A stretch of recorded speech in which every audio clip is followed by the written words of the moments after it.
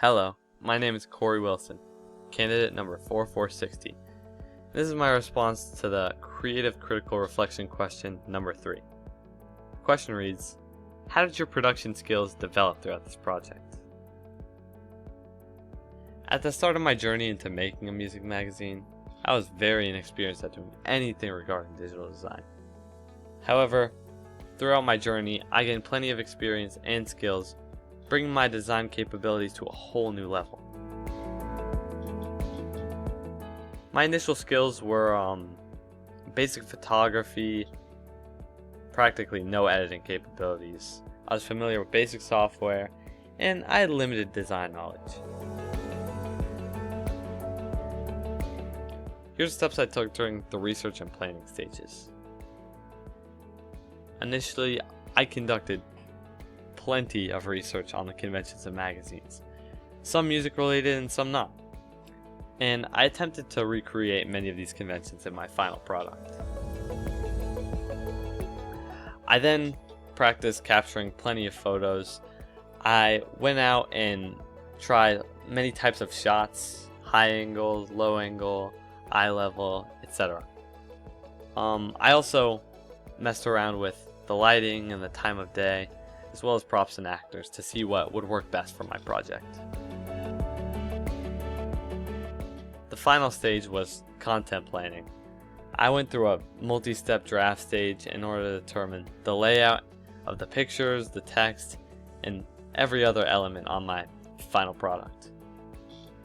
I also had to figure out what the text would be about, what my DPS article would feature, what my cover lines would be. I don't need to get into it. Here's my initial design skills. As you can see, they were very iffy,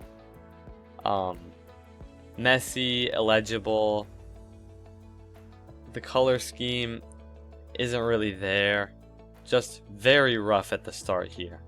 As you can see in my paper draft, it is messy all over the place. This layout is very complex and way too complicated.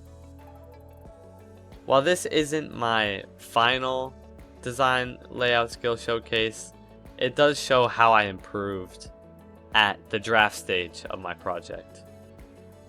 The layout's a little bit more planned, a little more clean, and the color scheme isn't really there, but again, only a draft. Here's the photography and image editing arc of my progress.